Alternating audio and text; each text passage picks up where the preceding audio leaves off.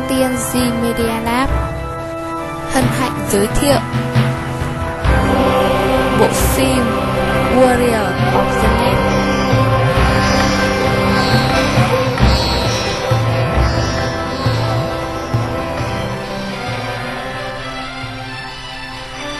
Các bạn có thể thấy đây là gói tin TCP.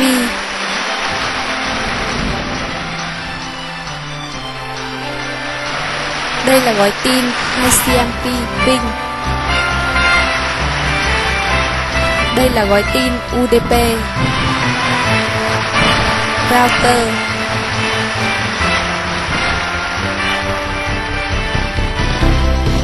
Gói tin ping of depth. Router switch.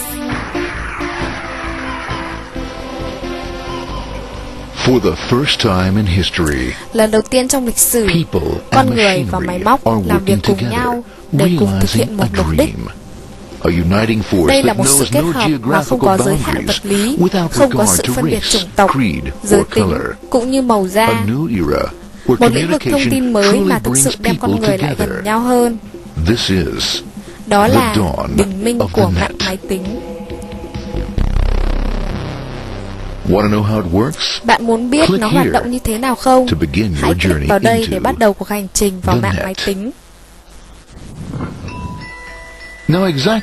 Khi click vào đường link trên, thì đã bắt đầu một luồng trao đổi thông tin. Thông tin này sẽ đi xuống hòm mail của bạn, nơi mà Mr. IP đóng gói, dán nhãn và gửi nó đi.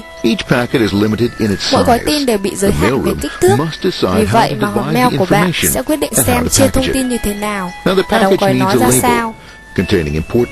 Gói tin IP cần một cái nhãn, trong đó có những thông tin quan trọng như địa chỉ người gửi, địa chỉ người nhận và kiểu gói tin.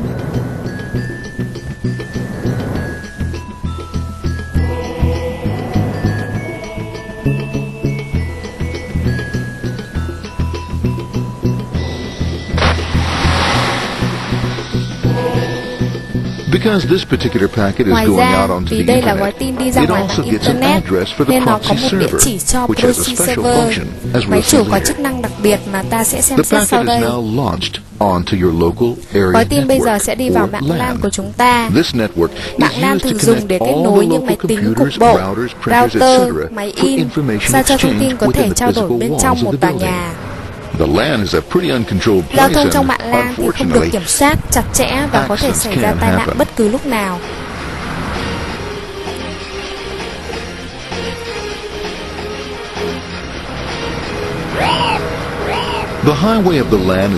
Trong mạng LAN thường có rất nhiều gói tin di chuyển, gói tin IP, gói tin Novel, gói tin Appletalk. Router cục bộ sẽ đọc địa chỉ của từng gói tin và sẽ chuyển tới mạng bên ngoài nếu như cần thiết. Router là một thiết bị điều khiển trong một thế giới dường như không có sự tổ chức.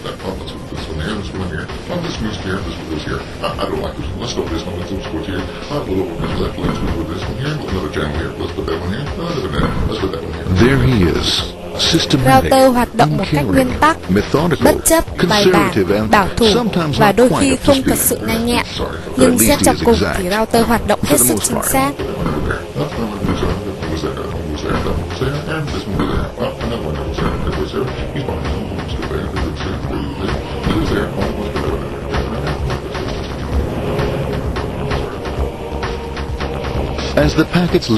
Khi mà gói tin rời khỏi router, chúng sẽ tới mạng Inteernet và hướng tới router switch.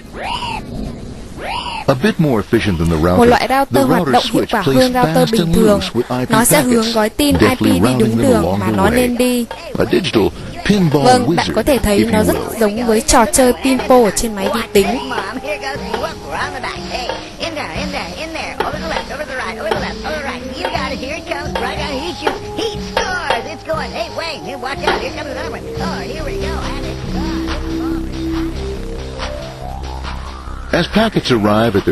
Khi gói tin đến đích, nó sẽ được cặp mạng nhập lên, rồi cho vào hàng đợi để gửi lên tầng trên xử lý. Trong trường hợp này thì tầng trên chính là proxy. Proxy được dùng bởi rất nhiều công ty như là một người trung gian với mục đích làm giảm tải đường truyền kết nối Internet của họ. Ngoài ra còn vì một lý do an ninh nữa. Ta có thể thấy các gói tin khác nhau về kích cỡ tùy thuộc vào nội dung của nó.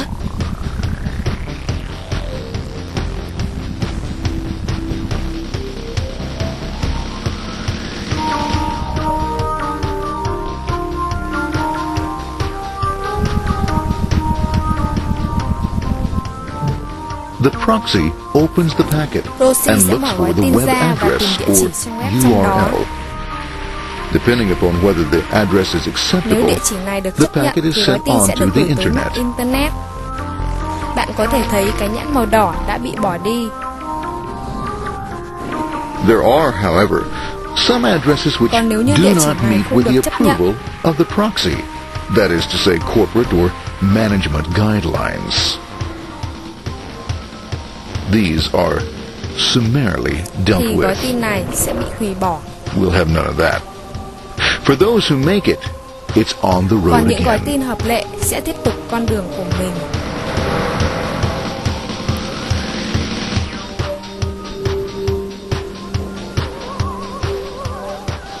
Next up, Tiếp the theo sẽ firewall. nói về tường lửa. The corporate firewall Tường serves lửa two thường có hai tác purposes. dụng. It prevents some rather Một là nasty ngăn things chặn from các the cuộc tấn Internet công from từ coming bên ngoài into vào. the intranet. And it can also prevent Hai là sensitive ngăn corporate chặn không cho information các from thông being tin sent nhạy cảm out bị gửi ra ngoài. onto the Internet. Once through the firewall, a router picks Khi up qua the được packet tường lửa and thì places it router onto sẽ a nhận much các gói narrower tin đó road và or chuyển tới một bandwidth, con as đường we nhỏ say. hơn rất nhiều như bạn đã thấy. Obviously, the Tất nhiên road con is đường này không not đủ broad rộng enough to để take tất cả them các gói all. tin có thể di chuyển đồng thời trên Now đó. you might wonder Vì what vậy bạn có happens thể to all thấy those vài gói tin packets sẽ which bị mất. don't make it Bạn along có the thể tự way. hỏi chuyện gì sẽ xảy ra Well, với những gói when tin bị Mr. mất này. IP doesn't Khi receive an Mr.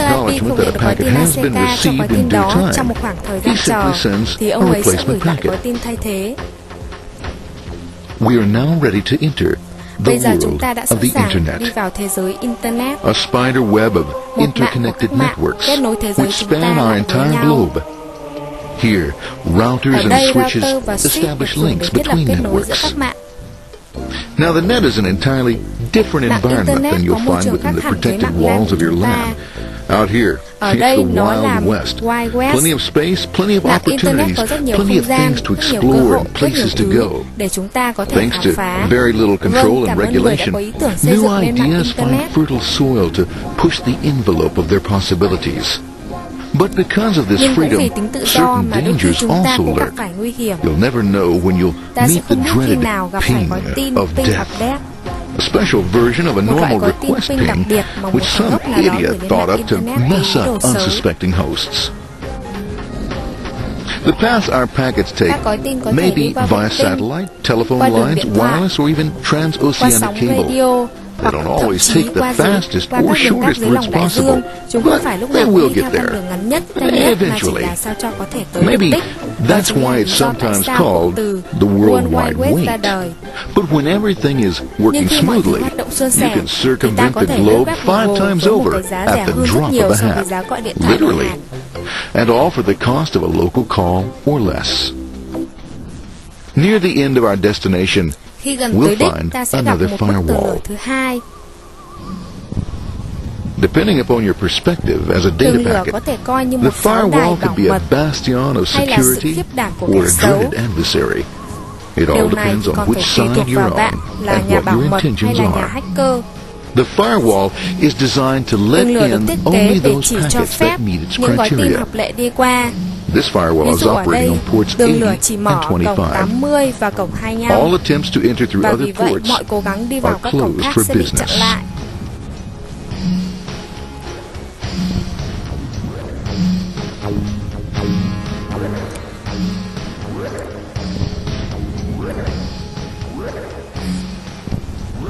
Port 25 is used for mail packets, Cổng 25 thường dùng cho các gói tin liên quan while đến port email. 80 is the Cổng entrance for 80 là packets from cổng the mà Internet các web to the web server thường server. mở để nhận yêu cầu từ bên ngoài vào. Inside the firewall, Bên trong tường packets lửa, are các screened gói more tin sẽ bị thoroughly. kiểm tra gắt gao hơn. Some packets make it easily through customs, while Others look Nói just a chung là bit tường lửa dubious. không dễ để bị A lừa một firewall chút officer nào. is not easily fooled, such as when this ping Ví of dụ death như những packet gói tin ping of death sẽ bị hủy bỏ ngay lập tries to tức. disguise itself as a normal ping packet. It's okay, go on. It's okay. No problem. Have a nice day. We out of here. Bye. For those packets lucky enough to Với make những it gói this tin may far, mắn tới được the đây rồi thì journey cuộc hành trình is với almost chúng over. ta gần như đã kết thúc. It's just a line up on the Bây giờ interface nó chỉ việc to be đi vào taken hàm up đợi của into web server. the web server.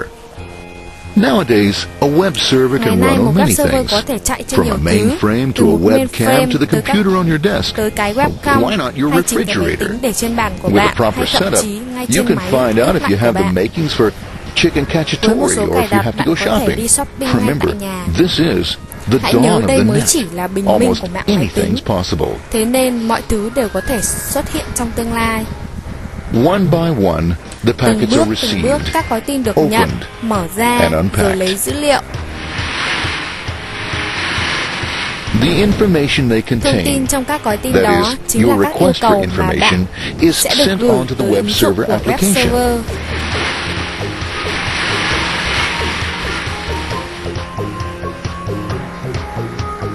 The packet itself is Các hộp đựng gói recycled, tin này sẽ được tái sử dụng ready to be used và đủ again, đầy thông tin mà and bạn filled đã yêu cầu, with your requested information.